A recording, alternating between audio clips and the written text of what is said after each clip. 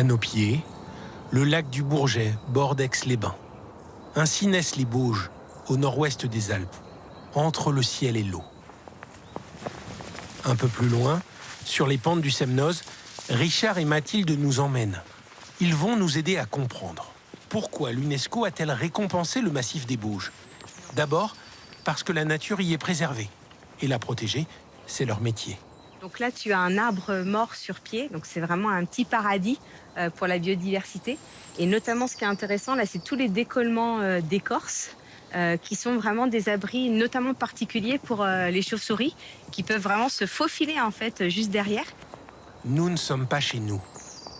À vrai dire, nous venons même d'être précédés. Mais probablement du renard. Ça fait comme ça des petits tacherons, et puis on voit vraiment bien un peu la trace des griffes, là. C'est justement l'objet de cette randonnée. Richard, son collègue, nous conduit en bord de falaise. Ça, je relève le piège photo que j'ai posé il y a une quinzaine de jours pour voir si effectivement il y a eu du passage de faune devant l'appareil. Un détecteur de mouvement active le déclencheur automatiquement. Résultat, Du chamois.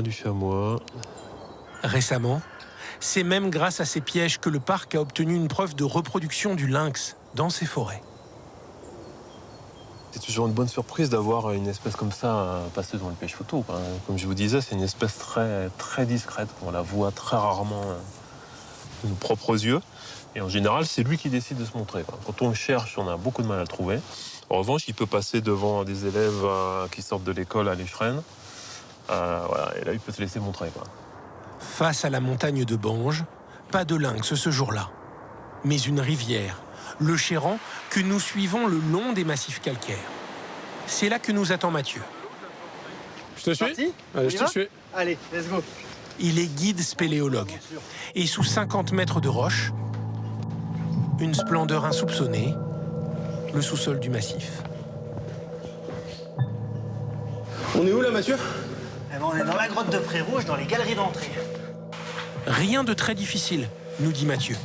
Malgré un constat, Bon, alors là, clairement, c'est pas fait pour les grands. ni pour les caméramens, visiblement. Il semble que les chauves-souris s'adaptent mieux, en revanche. Sur le massif des Bauges, on a 1903 entrées de grottes pour entre 280 et 300 km de galeries souterraines. Sur les parois, comme de petites dunes. Les géologues appellent cette surface sans aspérité des coups de gouge. Pour faire simple, à chaque crue, le calcaire y est remodelé par le débit de l'eau. Ah bah on est tout petit, hein. Donc on est juste des visiteurs. On est juste là pour s'émerveiller des beautés géologiques de notre massif. Ce même calcaire a un effet inattendu sur le travail de la terre. À Chignin, au sud-ouest des Bauges, malgré la pente parfois rude, la famille Quenard exploite la vigne depuis des décennies, à flanc de montagne. C'est de l'éboulis calcaire. Et clairement, pour la vigne, c'est des terroirs de prédilection. Et notamment ici, pour le cépage bergeron. Cette caillasse, elle renvoie beaucoup de lumière. Donc on a des belles maturités.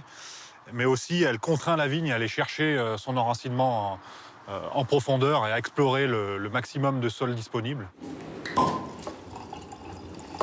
À Chignin, évidemment, ce terroir si propre au massif si montagnard se retrouve dans les vins. On sent beaucoup les fruits mûrs, le côté un petit peu salin, le côté un petit peu très minéral, tout en ayant une richesse quand même de matière. On ne se lasse pas des paysages ici, en fait. Souvent, les gens nous disent c'est magnifique, vous ne devez même pas voir la beauté du paysage. Mais ici, tous les jours, quand je descends la cave, c'est qu'on a les montagnes qui sont en face de nous. Et c'est vrai que c'est magique, effectivement. Les flocons n'ont pas encore enveloppé les vignes, mais déjà le froid recouvre les Bauges et engourdit la pierre. Un trésor en hiver.